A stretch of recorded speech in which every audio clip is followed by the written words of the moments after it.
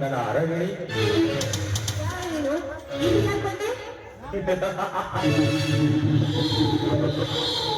ನಾನು ಈ ಸುತ್ತ ಹಳ್ಳಿಗೆ ಸರ್ದಾರ ಶಿವರಾಜಕುಮಾರ್. ನೀನು ಯಾವ ಹಳ್ಳಿಗೆ ಹಮ್ಮಿರಾದ್ರೆ ನನಗೇನು? ಯಾಕೆ ಈ ಬಂದೆ ಅಷ್ಟ ಹೇಳು. ನಿನ್ನ ನೋಡಲಿಕ್ಕೆ, ನಿನ್ನ ಜೊತೆ ಮಾತಾಡಲಿಕ್ಕೆ, ನಿನ್ನ ಜೊತೆ ಬೆರೆಯಲಿ. ಸುಮ್ಮನಿಂದ ಹೊರಟೋಗು. ಹಿಂದೆ ಹೋದ್ರೆ ನಿನ್ನ ಪರಿಣಾಮ ನೆಟ್ಕೊಳ್ಳಿಕ್ಕಿಲ್ಲ.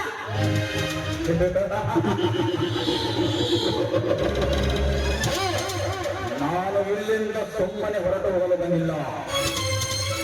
ಈ ನಿನ್ನ ಸುಂದರವಾದ ದೇವರ ವಿಷಯವನ್ನು ಹೊರಲು ಬಂದಿರುವ ಸೀತ. ಮಾತಾಡೋದಕ್ಕೆ ನಾಚಿಕೆ ನಿನ್ನ ಜನ್ಮಕ್ಕೆ. ನಾಚಿಕೆ ನಾಚಿಕೆ ಪಡುವ ವಿಷಯ ಇದರಲ್ಲಿ ಸೀತಾ. ನಾನೊಂದು ಗಂಡು, ನೀನೊಂದು ಹೆಣ್ಣು.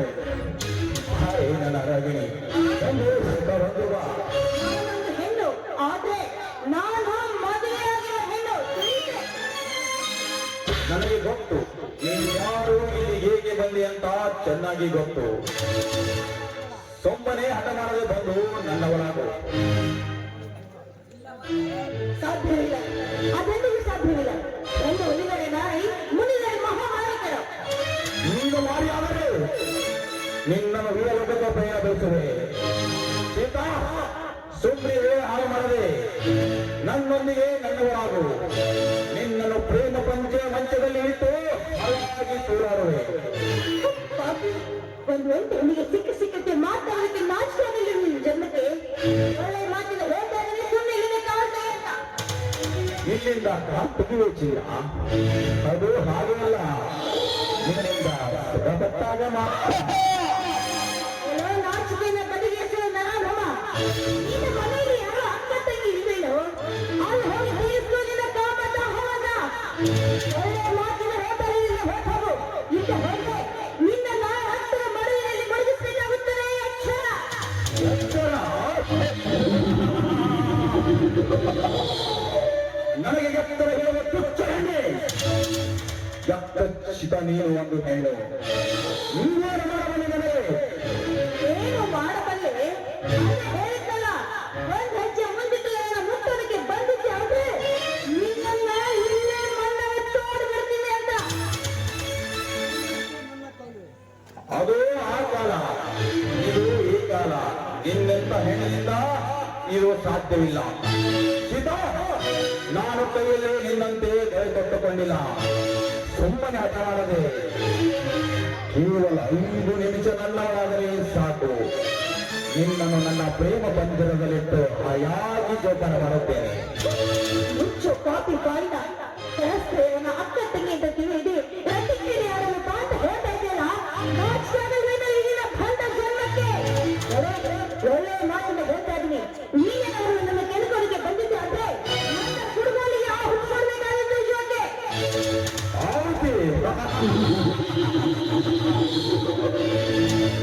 ನನ್ನ ಪ್ರಾಣ ತೆಗೆಯಲು ನಿನ್ನಿಂದಲೂ ಸಾಧ್ಯವಿಲ್ಲ, ನಿಮ್ಮಪ್ಪನಿಂದಲೂ ಸಾಧ್ಯವಿಲ್ಲ. ಸಾಧ್ಯವಿಲ್ಲ ಅಂತ ಗಂಟಲು ಹೊಡೆದರೆ ಯಾರು ಕಿಚ್ಕೊಳ್ತೀಯ ಗಂಡ? ಒಂದು ಹೆಣ್ಣು ಮನಸ್ಸು ಮಾಡಿದ್ರೆ ಏನ್ ಬೇಕಾದ್ರೂ ಮಾಡಬಹುದು.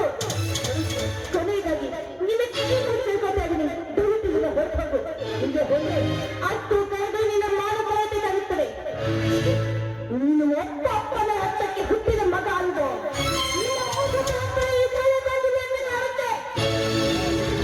ಸೀತಾ, ನೀ ಏನ್ ಬೇಕಾದ್ರೂ ಅನ್ನು. ನೀನಾಡುವ ಒಂದೊಂದು ಮಾತು ಹೂವಿನ ಹಾಗೆ ಗಮಗಮಿಸಿ ನನಗೆ ಚೊಂಬನ್ನ ಕೊಟ್ಟಂತೆ ಆಗುತ್ತದೆ. ಸೀತಾ, ಸಮಯ ಹಾಳು ಮಾಡದೆ ಈ ಸಮಯವನ್ನು ಕಳೆಯಬೇಡ. ಸುಮ್ಮನೆ ಹಾಳು ಮಾಡಲು ಬಂದು ಒಂದಾರು ಮಾಡಿ ನನ್ನ ಅರಗಣೆ ಒಂದು ಹೊಂದುವ. ಮಿಸ್ಟರ್ ಶಿವರಾಜ್, ನಿನ್ನಲ್ಲಿ ಆ ಭಾವನೆ ಇದ್ದಿದ್ದೆ ಆದ್ರೆ ನಿನ್ನ ಅಕ್ಕ ತಂಗಿಯರನ್ನ ಕೇವಲ 5 ನಿಮಿಷ ನನ್ನ ಗಂಡನ ಪಕ್ಕದಲ್ಲಿ ಕಳಿಸೋ. ಇಲ್ಲಿವರೆಗೂ ಬಿಟ್ಟರೆ ನನ್ನದೇ ತಪ್ಪಾಯಿತು. ಒಮ್ಮನೆ ಹಠ ಮಾಡದೆ ಬಂದು ನನ್ನ ಯಾರೆಯೋ ಇಲ್ಲ ನಿನ್ನನ್ನು ಇಲ್ಲಿ ಸಿಡಿಬಿಡು. ಇಲ್ಲಿ ಹಾಕುವುದಕ್ಕೆ ಇದೇನು ಗಿಡದಂತೆ ಅಲ್ಲ. ಇದರಲ್ಲಿ ಕಿತ್ತೂರು ಚೆನ್ನಮ್ಮ, ಬೇವಡಿ ಮಲ್ಲಮ್ಮ, ಝಾನ್ಸಿ ಲಕ್ಷ್ಮೀ ತಾಯಿ, ರಾಣಿಕೆ ವಾಮವ್ವ ಹುಟ್ಟಿನ ನಾಡಿದು. ಕೆಂಪು ಮುಸುರೆ ಬ್ರಿಟಿಷರೇ ಹೋರಾಟ ಮಾಡಿ ಕೊಟ್ಟಂತ ಪವಿತ್ರ ಭೂಮಿ ಇದು.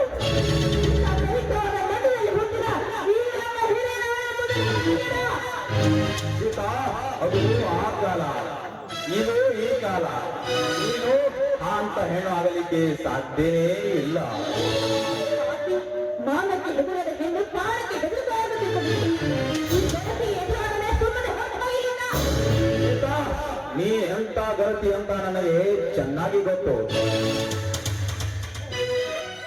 ಹಂದಿ ಜಾತಿಗೆ ಸೇರಿದವರೇ, ನಾಯಿ ಅಂತ ಕಿರ್ಚಾಡಿ ಯಾಕೆ ಗಂಡ್ರ ಹೊರಟೋಗ್ತಾ ಇದೆಯೋ? ಒಳ್ಳೆ ಮಾತಿನ ಹೇಳ್ತಾ ಇದೀನಿ. ಈಗ ಹೋದ್ರೆ ಸರಿ. ಈಗ ಹೋದ್ರೆ ನಿನ್ನ ರಂಗವನ್ನ ಚಂದವನ್ನು ಹಣ ಚಂದಿರುತ್ತದೆ. ಸೀತಾ, ನೀನೇ ಹೇಳು.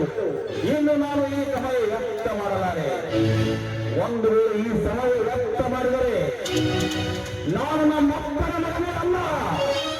ನಾಚಿಕೆ ಬಿಟ್ಟ ಬಂದ ಜನ್ಮಕ್ಕೆ ಬೆಂಕಿ ಹಾಕ. ಸೀತಾ, ಮುಗಿಯಿತು ನಿನ್ನ ಕಥೆ.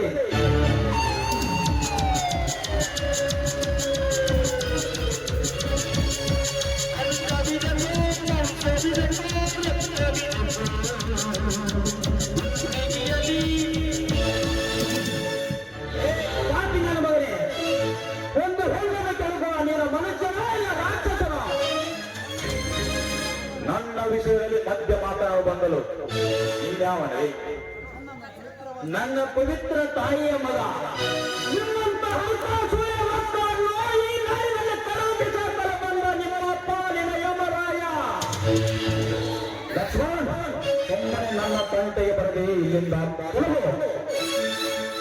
ಲಕ್ಷ್ಮಣ, ಸುಮ್ಮನೆ ಬಿಡಬೇಡ ಈ ಪಾಪಿಯನ್ನ. ಈಗ ಈ ಭೂಮಿ ಮೇಲೆ ಬದುಕಬಾರದು. ತುಂಡು ತುಂಡಾಗಿ ರಕ್ತ ಹಾಕುವನ್ನ. ಇವನನ್ನು ಏನು ಮಾಡಲಿ? ಇವನ ದೇಹದಲ್ಲಿರುವ ಮುಂಡವನ್ನು ಕಳೆದು ನಾಯಿ ನರಿಗಳಿಗೆ ಹಾಕಲಿ? ಇಲ್ಲ ಇಲ್ಲಿಯೇ ಸುಟ್ಟು ಹಾಕಲಿ? ಹೇಳು ಹೊತ್ತಿಗೆ, ಹೇಳು. ಹೋಗಿ ಬಿಡುವುದನ್ನ ಇದೊಂದು ಕ್ಷಮಾದಾನ ಮಾಡು. ಇನ್ನು ಮುಂದೆ ಅದು ಒಳ್ಳೆ ಬುದ್ಧಿ ಕಲಿತು ಒಳ್ಳೆ ಮನುಷ್ಯನಾಗಿ ಬದುಕಲಿ. ನೋಡಿದೆಯೋ ನನ್ನ ತಾಯಿ ಆಡುವ ಮಾತುಗಳನ್ನು? ಹಿಂದೆ ನಿನ್ನ ತಾಯಿ ನಿನಗೋಸ್ಕರ ಪ್ರತಿಜ್ಞೆ ಮಾಡಿರಬೇಕು. ಅದರ ಪುಣ್ಯದಿಂದ ನೀನು ಬದುಕುಳಿದೆಯಾ? ಹೋಗು ಇಲ್ಲಿಂದ. ಈಗ ಹೋಗುತ್ತೇನೆ, ಮತ್ತೆ ಬರುತ್ತೇನೆ.